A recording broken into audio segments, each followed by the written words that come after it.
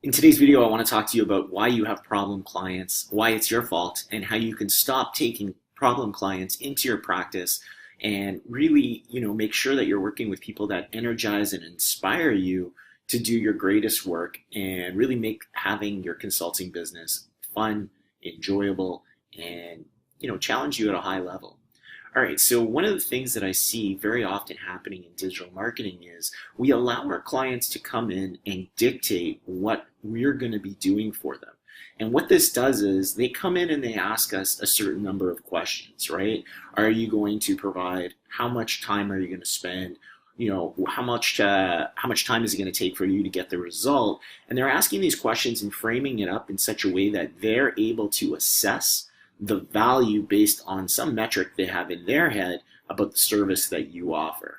And very often we end up quoting them on the work that they are asking about, even though we know as experts that the work that we're asking us to quote on won't necessarily get them to the objective they're trying to achieve. So we set them up to fail in a certain sense, right? So what ends up happening is one of two things.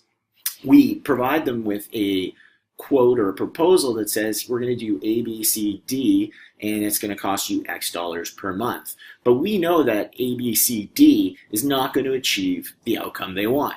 But we want the client and we figure, we'll deal with it. And then one of two things ends up happening, right? In order to get them the results that they ultimately want, we end up doing E, F, G, H, I, J, K for the price that we've quoted on this front end. And, that's one of the times that us as marketers define our clients as problem clients because they're not getting the solution and we're begrudgingly doing all of this extra work that wasn't part of the initial quote in order to try to achieve those results for them. So we end up being frustrated. We think of them as a problem client because they expect to get a result based on work that they're not paying for. But really, the problem is we've allowed them to come into our business and dictate what we were going to quote. And then because we want to provide them with value, we end up doing this extra work. And we end up doing this extra work for free, which just lowers our margins and creates a situation where they are a problem client.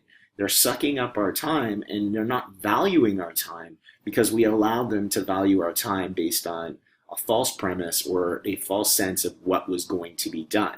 So what I'm proposing here is we need to do a better job as marketers in the beginning, educating the client on what is required to go from point A to point B. So one of the questions we need to understand when we're starting this engagement is, where are you today? What are you trying to achieve? What are the steps in our process to get you there? Right? Maybe you have a 5-step process, maybe you have a 10-step process, but you need to educate the client as to why all of those things are important in order to achieve that solution. Because when you do that, then you're in a situation where you can deliver on the actual objective the client wants. You don't want a client who's not willing to pay you for all of those steps. That's the problem client. You're setting yourself up to take on a problem client by taking this little budget here and trying to deliver the whole service. So when you get a client and they understand that you're the expert, you've detailed that you have an 8 or a 10 or a 5 or 7-step process to take them from point A to point B to solve their problem and give them the objective they want. And the reason that you can't do it for just this, which they understand, is because this is basic and their competition is doing more. And even though it's unbeknownst to them, the tactical things that are happening in the background, we need to explain and set that expectation and educate them to be a better buyer of the service and say, this is the value we're going to create. It's going to take all 10 of these steps to get you this outcome.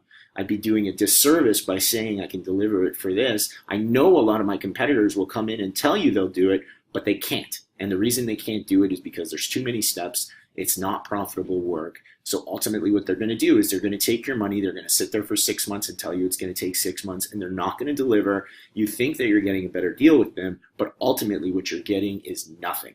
So if you preemptively do that, you're filtering your prospects into the ideal clients that you want to work with, who you're setting up to deliver on their objectives and allow you to make the profit that you deserve for putting in the time, the effort, the energy into working on your craft. Anyways, I hope you got something from this video. If you did, definitely hit the subscribe button below.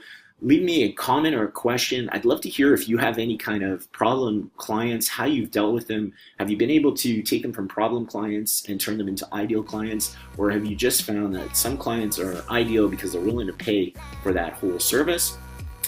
Let's have a discussion in the comments below, and I'll see you in the next video.